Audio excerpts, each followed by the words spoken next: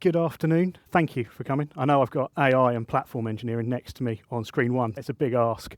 I'm Jamie Pullinger. I'm here to present what's AMBA. AMBA is Azure Monitor Baseline Alerts. Just quickly, who's using Azure in the room? No one? Okay, that's going to be an even tougher pitch today, but we'll go for it anyway. So I'm going to introduce myself a little bit first, get you guys to, he says confidently, as the clicker doesn't work. There we go. I've been working in IT for 10 plus years, various subject areas, first line support all the way through to DevOps engineering where I am now.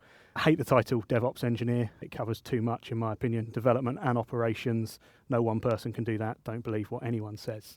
I've worked for Oracle, Virgin Media, Adatus, and most recently Telefonica Tech UK and I, working in the data and AI space. But it's not all just work. So a few fun facts about me. I'm going to move this way because things are going to start appearing on the screen. Oh no, I am staying that side. Things are going to start appearing that side. So I used to work in the hospitality industry, making cocktails. I've got twins. So I used to look like the picture up the top there. As you can see today, and in this photo, I look far worse. That's entirely their fault. And I also have a three-legged cat called Rum. He's called Rum because when you have lots of rum, you get legless. Boom.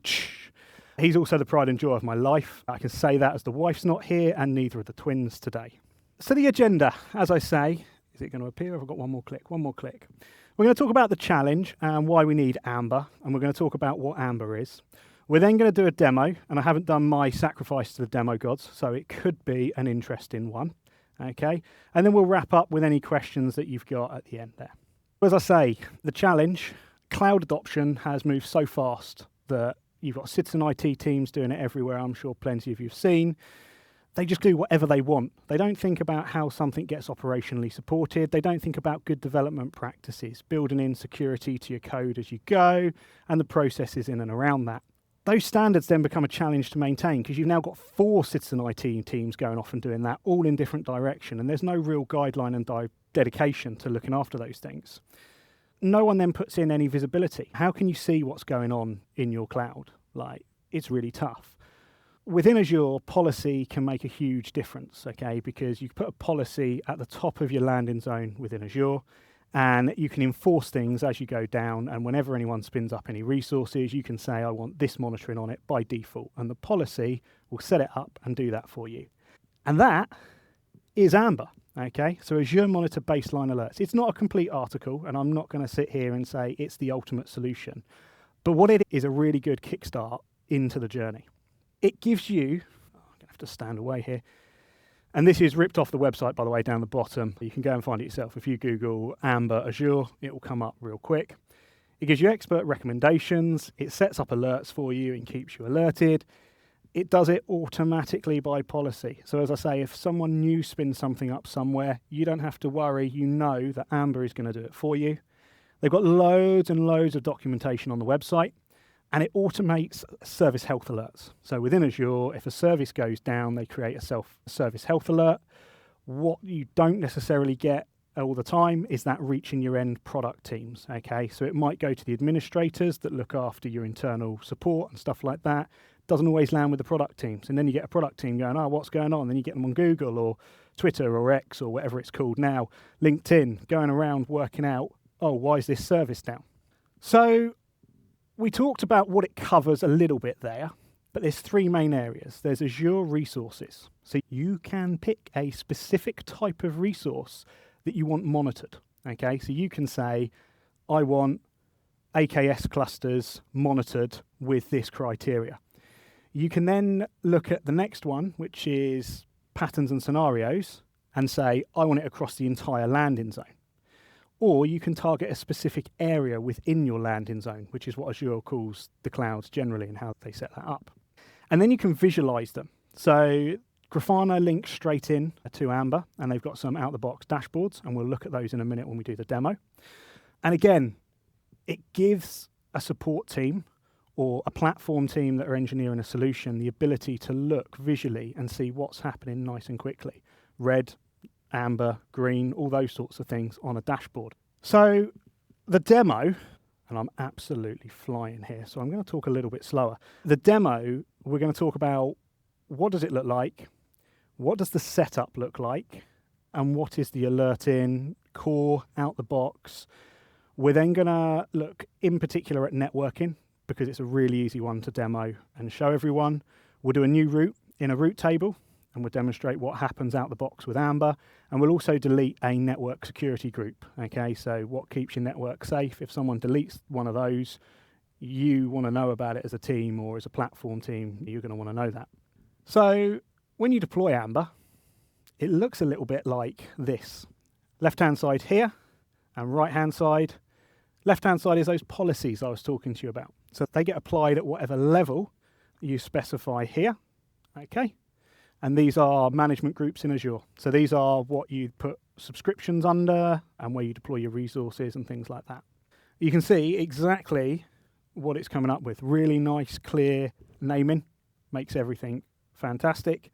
And all these policies do, and we will look at them in a minute, is apply rules to any resource that falls within the category defined beneath it, and it starts applying what's called alerts. Okay, so these alerts on the left-hand side are what it's going to trigger on. So I mentioned previously there's some downsides to this, and it's not the complete article, but it is growing. You can see activity NSG delete up there. So that's going to be the one that triggers when we delete a network security group. What happens if you delete a rule in a network security group? I'll tell you now. We're not going to go in and try and demo that. I'll tell you now it doesn't apply because there's not actually anything there, okay? Whereas if you look at the UDR, just here, we've got updating a route. So if you were to add a new route to a route table, it will apply a rule to that and send you an alert.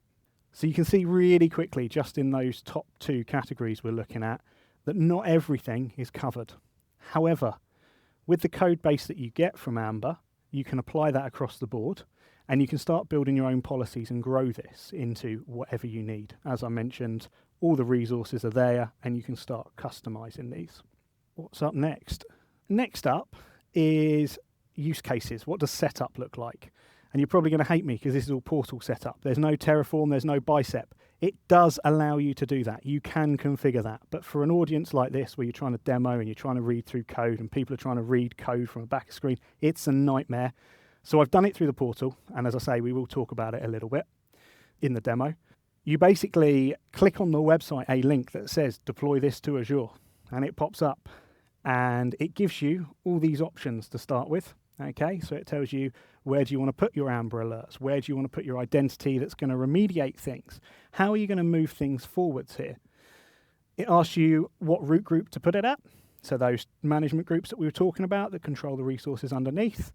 And it asks you for your subscriptions and a resource group tag. Now, this is really, and I don't think the documentation emphasizes this enough.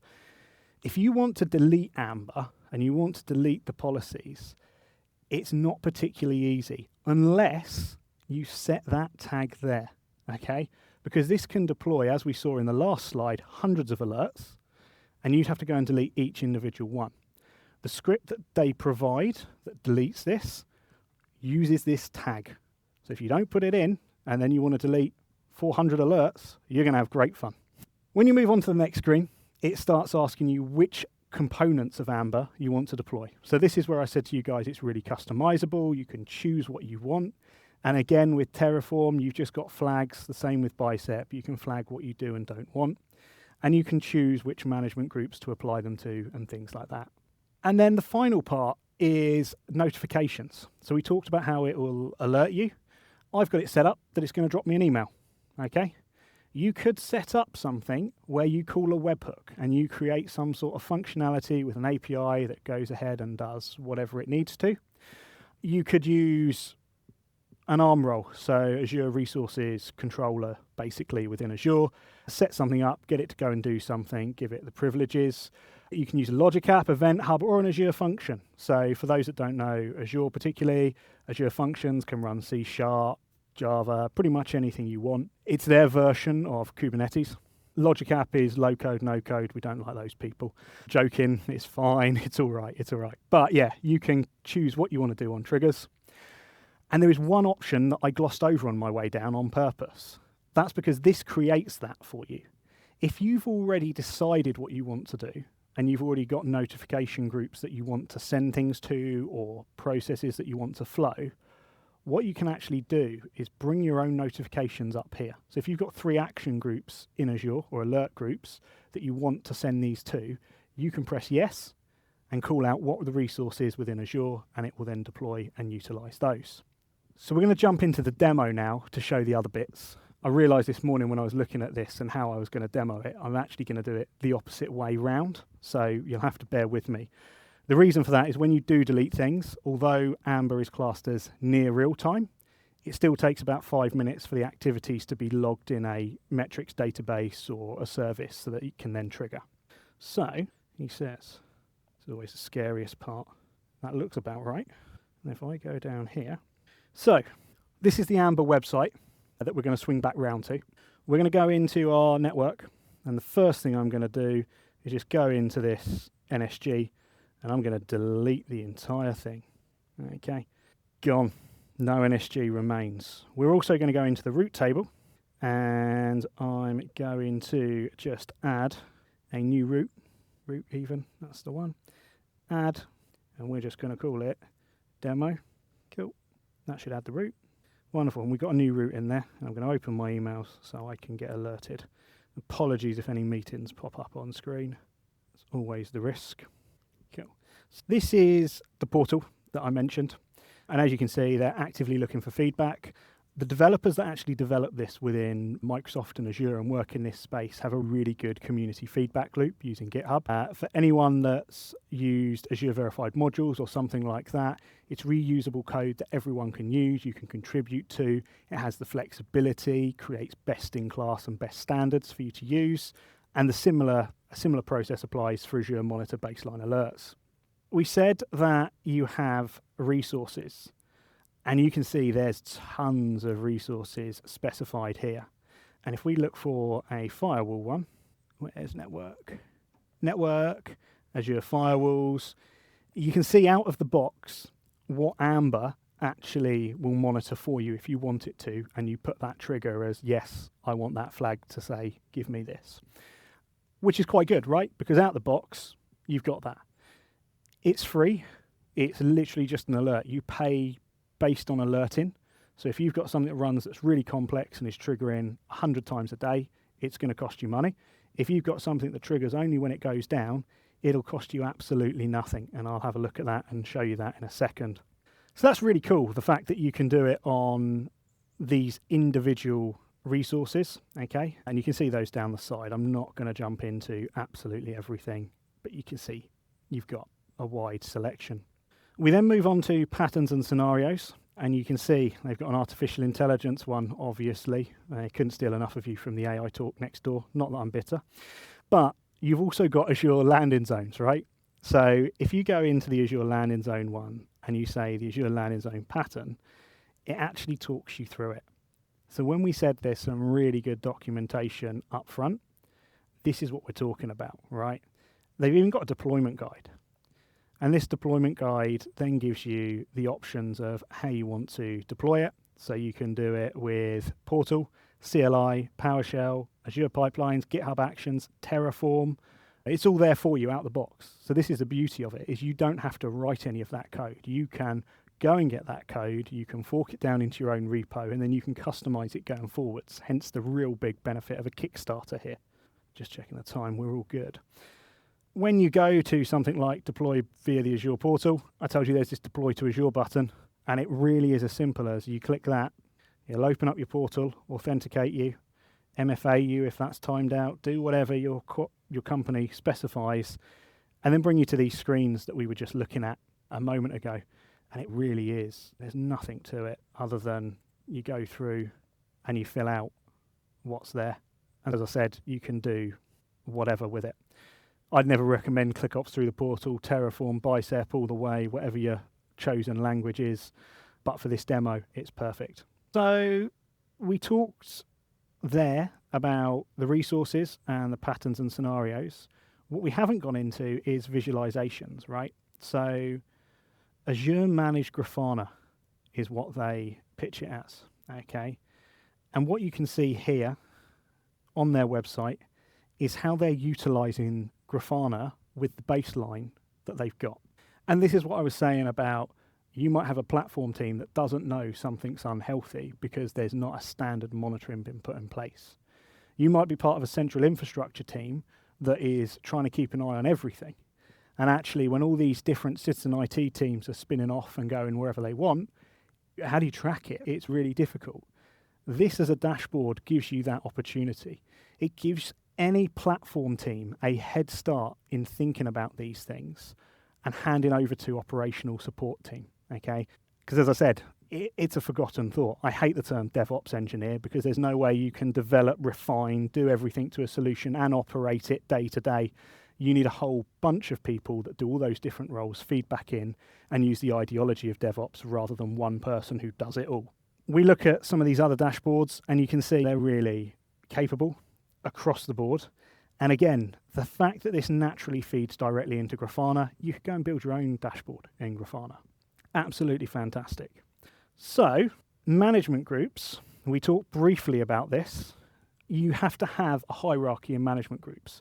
It doesn't work unless you have a hierarchy, AMBA, okay, because of how you apply it.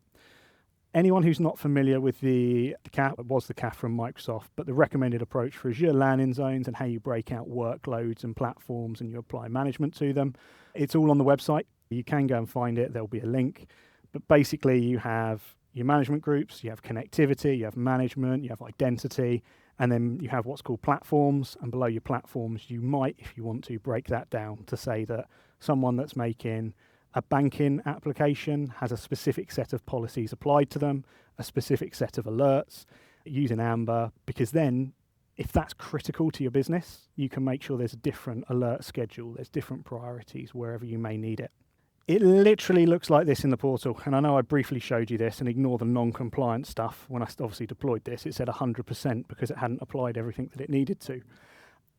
Any resources that are already deployed before you use AMBA, so if you're going into a brownfield site, they won't necessarily get that forced upon them from the off. You'll have to create a remediation task inside your Azure policy, just up here. Any that are created after the policy is in place, this will automatically be enforced and applied on.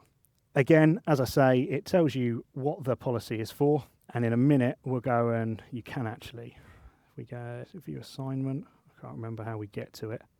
Deep down in here, you've got all the parameter values that it uses and how it applies that policy. And you can go in and edit assignment, change compliance, view the initiative, do whatever you need to. However, what it does deploy is those rules that we were talking about, okay? And if we go to the NSG delete rule and we go to this down the bottom, I don't know if you guys can see this.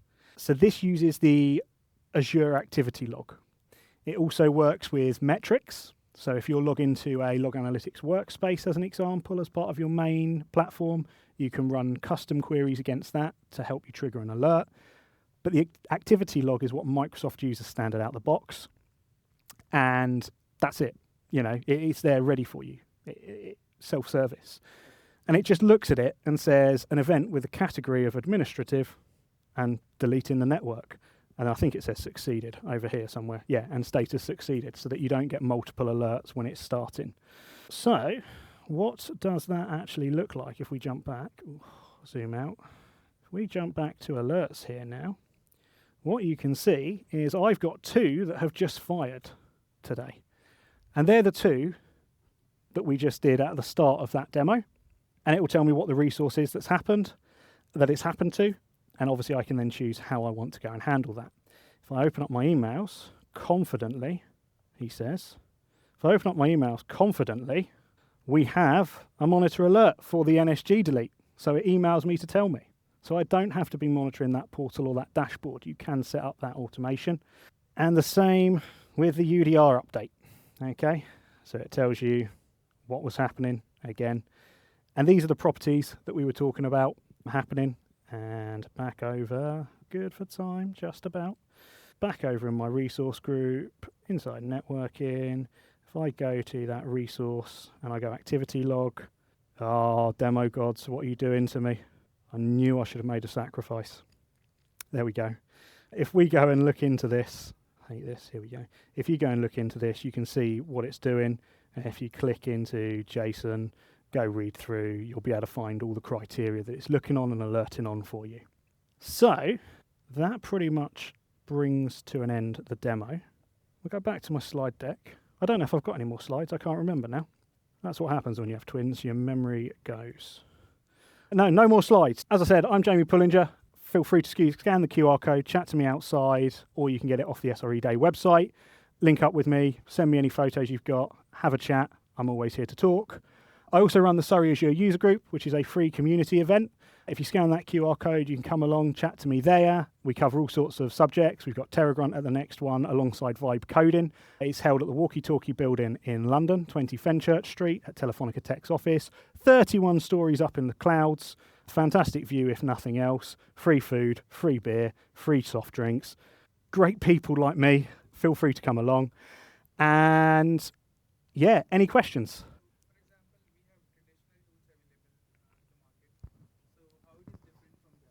It's free for starters.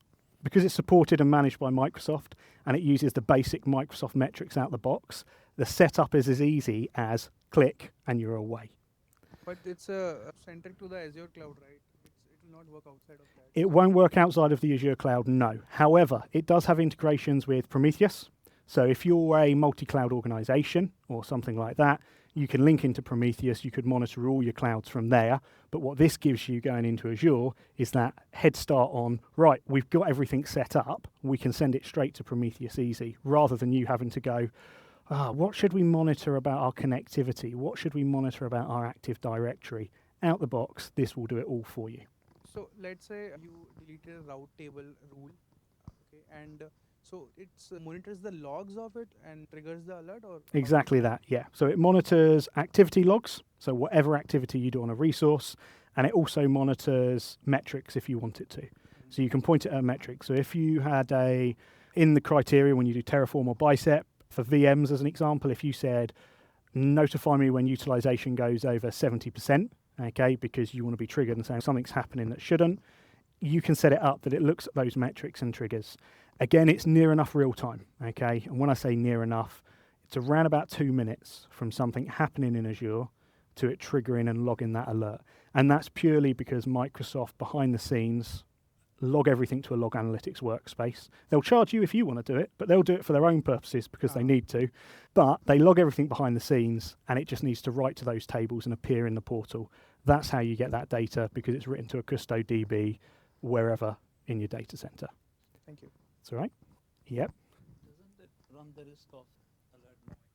It does indeed run the risk of alert noise.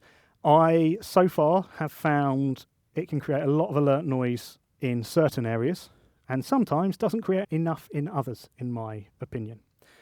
Which is why I would always recommend deploying it by code. I'd always recommend utilising a Microsoft partner, whether you use Telefonica Tech or one of the others, because we've got experience deploying it for clients and for other people. So we know that actually that one's likely to cause you problems. This is what it does. This is how we might refine it. Going back to the NSG example, we're in the process of actually writing the policy and a configuration that triggers if someone deletes a single rule in an NSG rather than the whole NSG, because that's something that's missing. But at the same time, we're looking at some of the other stuff that's in there that we don't necessarily want and turning it off and turning the flags off because we feel like it's overkill. But it's a case-by-case basis, and that's where you need to assess your landscape. Yeah.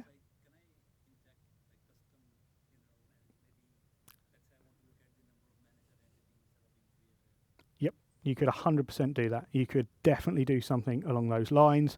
You could log when that managed identity is being used. So you could say, if my global managed identity that deploys my landing zone and all the connectivity and everything that you'd normally find in a data center is used to deploy something outside of a set of parameters, so the landing zone. So as an example, the banking app, okay, you could set it to trigger and warn you that your identity that's got high-level privileges is being used elsewhere. You could do the same with, say, a VM. If the VM hits 70% using the metrics, you could say, actually, what I want to do now is turn on another VM that's in a load-balanced pool because it's hit that. And you could run an automation script, so you don't even have to get involved. So there's lots and lots you could do off the back of it, automation-wise.